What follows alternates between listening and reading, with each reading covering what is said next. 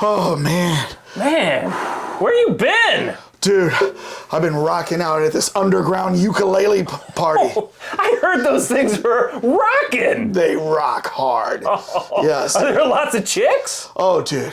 When I whip out this ukulele, panties hit the floor. Oh, man, Yeah. I didn't know that about you. I didn't know you were a big ukulele guy. I tell you what, Dane, there's a lot you still don't know about me. Really? You've always wondered probably what JR stood for, right? I just assumed. I knew what it was, but what is it? It stands for Bobby. Bobby? Yes. What? Well, you see, I've kept a lot of things private because growing up, my dad violently opposed to be playing this Really? ukulele. Yes. But it all started, Dane, when he took me and my sister to Hawaii. Oh, okay.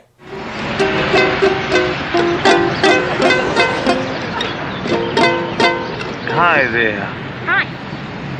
You having a little trouble with that, aren't you? I sure am. Can you play one? I think I remember. Thanks. You're a lot better than Bobby. Thanks again. Can you sing something for us? Sure. Sam, lend me your tonsil. Sure, I'll loan you gold. Someone, whoever you may be. Man, that was a great story. Yeah. Who was that guy that taught you? Oh, I don't know, some local hoe. Just walking around the beach. I don't know. I don't know who that guy was, but hey, served a purpose. Well, let's hear it. Oh, you want to hear it? I want to hear it. You want to hear Let's this? do this. Oh, man. Don't hold on. Let's get ready to go, rock this let's puppy. go.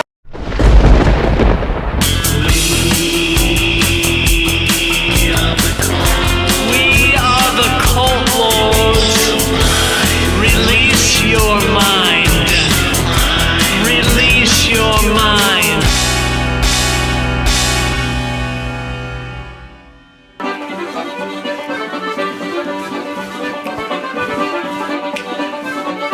Yeah. Woohoo! I can't stop dancing. Polka. Oh, dang, we're on. What? I didn't even know it. Holy cow. Oh, my goodness. My God, we're not going to listen to the Gay Bohemians. It's up next. It's up next. We'll get to it after this movie $1 review. Million Polkas. All right. Let's go. Dane, What? let's go ahead and suspend this for now so we can actually do a movie Debbie review. Downer. I know. But we've got the Coat Lords fans in to see a movie review of Weird, the Al Yankovic Story. Good thing they defined that properly. So, Dane, Yes. before we start this, let's remind everybody that there's a spoiler. This is a spoiler review, so if you have not seen Weird yet, maybe put this on pause, go check it out on Roku, and then come back and watch this review, okay? And remember to subscribe. Hit the button. We need you to subscribe. Do the like. Hit like. Also, follow us on our social media, and I'm making a request. If you got a Twitter account, follow us on Twitter. We're trying to grow our Twitter base, and we need some Twitter. And we are the Cult Lords. I need some tweets. At the Cult Lords on Twitter. Yeah. All right. So what are we drinking? Well, we figured we're going for something weird. We're doing Hard Truth Peanut Butter Whiskey. Peanut butter whiskey. Oh, wow. That is weird. Yes, very weird. It sounds definitely like, let me just switch this off. Yep. Excuse me while I turn this off. And from Indiana. Oh. You brought this. Yeah, I know. But I didn't know it was from Indiana. So it's Experience the Hard Truth. Yes. 35% by volume, 70. So it's not on the heavier side, but still, I've already sampled some of it. It's I have not yet. You go ahead. Let's hear his unbridled opinion.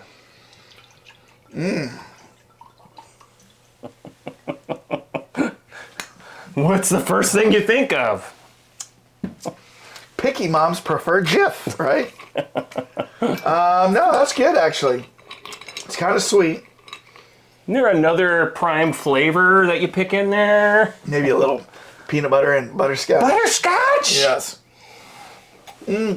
Watch some of our earlier reviews. Cheers! Let's do this! We're here to do Weird Al. We are here to do Weird Al, and we like to open this up by showing you our ratings first.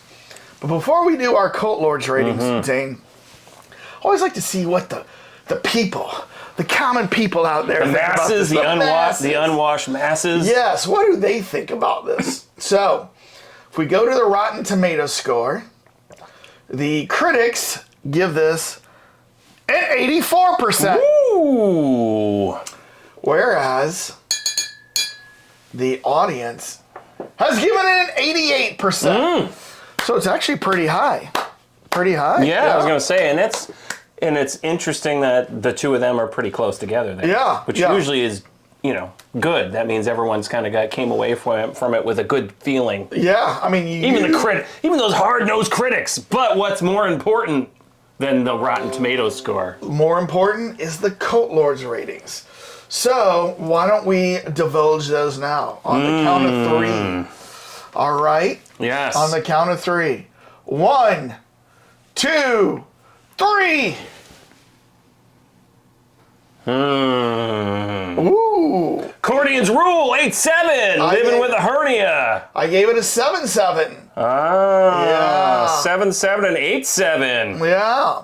So You really are living with a hernia there. Yeah. I was very close to. I was the audience score, basically. You were the audience score, and I was a little bit lower than the critics score. Off. All right. So, Dane, what did you? Yes. You obviously like this. What did you like about this? I actually thought I went on a little bit on the lower side. I thought he did a great job with, kind of the whole setup. I mean, we know the story, but obviously this. We don't know this story. Well, we don't know this story. Obviously, it's supposed to be a parody of a biography kind of thing, and so there was just so many little funny details that they threw in there with. How he got exposed to the accordion for the first time. Right. His dad beating the crap out of the guy. And I love that pool scene where he shows up with Dr. Demento. And it's like every weird, surrealistic person in that time zone. Like Devo. Jack Black played Wolfman Jack. Yeah. You know what? I think they should do a Wolfman Jack movie now with him. Because he was awesome. He was funny. He was funny as Wolfman Jack. Devo was there, right? They're just hanging out. Tiny Tim was there. But you know what's interesting? I noticed about that scene is that it wasn't any of the real people. No. Like Pee Wee. It was people playing like that. But there were a ton of cameos. But nobody played themselves in the entire movie. No. Which I guess was, of course, Weird Al didn't play himself. Yeah. He was the hard no. Well, actually, he was the softer executive, studio executive. Yeah. So. But they had what? Elvira. Yeah. Pee Wee Herman. The guy, the bass player from Queen. Much taller than he normally is. You had to. Oh, they had Alice Cooper. Cooper was Andy Warhol. Yeah, Andy Warhol. Yeah, so they had a lot of people. Somebody, and we're missing somebody prime, but that was a great scene. The guy that has the big curly hair and the hat. That was. Let's see, they had Mama Bear. He was Gallagher. Oh, yeah. I didn't know who that was until the very end when he smacked the watermelon. That was hilarious. That one surprised me. I mean, they had somebody play Oprah Winfrey, somebody play Pablo Escobar, somebody play Connie Chung. You know what I mean? So there was all these There was a Diana Ross. There was a Hulk Hogan, giving the award. There were all these people. There was an Elton John. There was just all these people. So it was hilarious. It was hilarious. All these little cameos that they had. But then they had. Did you notice Josh Groban? Josh Groban. I don't know. No. You know who that is, right? I know he's a singer. Josh Groban. I know he's a current singer. He was the waiter in the steak restaurant that he knocked the steak off. Yeah. That was Josh Groban. I'm like, what? I bet a lot of people, his buddies, are like, please let me be in your movie. Yeah. Yeah, the guy that was the salesman, Thomas Lennon. He's the guy from the cop show. The cop show, with the little short shorts. Reno 911. Reno 911. Yeah. So he was hilarious. Did you see the Spinal Tap guy? Yeah. That was Yes. That one came out. I didn't notice that at first. Oh yeah, I noticed it immediately. Yeah. The guy who plays he was the MC at the rock club, the open mic club. Lenny on Laverne and Shirley. Yeah. So there were and then the doctor was Lin-Manuel Miranda. Yes. You know what I mean? It was like long hair, Lin-Manuel. Yeah, so, there were so many people. And obviously Radcliffe playing, he couldn't have done a better job. He was hilarious. And when did Radcliffe get so built? He's buff. Man. Yeah, but I'd seen him in something else where he had shown off his buffness. But I guess he knew that he was going to be writhing around with his shirt off. He was like, I got to make sure I'm buff for this. And I'm sure Weird Al's like, I want you to be buff for this, right? Well, and that's going back to I think it's UHF, where Weird Al comes out in a Rambo suit. And so it was like, well, I guess Daniel doesn't need a Rambo suit. He's just already naturally buff. Right. So the thing is, the reason why I didn't get to the 8s... You went on the lower side. So the reason why I didn't get to the 8s is because as much as I was laughing and thinking how ridiculous this was, like probably when, I guess it was, he was drinking and he had the accident on the where he was on the road, and then brought into the hospital, and then like at this point, because he couldn't figure out a rhyme for virgin. Yeah, for virgin. At this point, I'm like, all right, this is getting to be a little wearisome on me. I mean, I'm like getting a little wary of some of these. But you know what? I ended up still laughing at a lot of these jokes and stuff. Right. Oh yeah. And then can we talk about the end? Well, actually, that's why I gave it such a low. For me, I went low on that because he got killed. Because of the way the ending ended. Yeah. Because I was like, after all that, that's how you end this. You're right.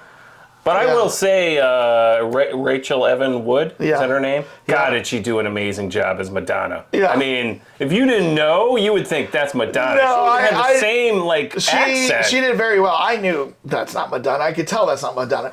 But for a Madonna impersonator, she did really good. Well, that's what I mean. I mean, it just was like, God, she hit that perfectly. And so that whole foil between... we were talking about this earlier, where it was like a parody of a biopic of his, life and everything. Yeah. The whole thing where he hooks up with Madonna. Yeah. And that was like his, well, for lack of a word, forced muse that he was writing songs. And I love how they rewrote different history things. Like he came out with "Eat It" before Michael Jackson came out with "Beat It." They were very subtle with that, because it was like, what? Because when they brought that out, I'm like, no, he wrote that whole, and I'm like, wait a minute, that's not really what happened. Oh, of course not. I know immediately. But I mean, it was such a blatant lie. I'm like, something's going on here. They're gonna pay off or whatever. And then they're like, no, Michael Jackson stole it. Yeah, Michael Jackson, Thriller, Beat It. And he's like so mad, he's hitting the table. Like after that was how he built his career. He's mad that people are parodying him, and so. I think the word irony comes to mind. I know. I mean, all irony in this entire movie. The whole thing. I mean, I loved it when he went to the biker bar to try out I Love Rocky Road. Yes, and you got all these like Hell's Angels in there. They're like booing people off the stage. The punk band before, and they're like beating them on the stage. Like, get out of here, you suck! Patton Oswalt is in the middle of that. But as soon as he starts it, they're like, they're all rocking, and this lady goes over to the DJ.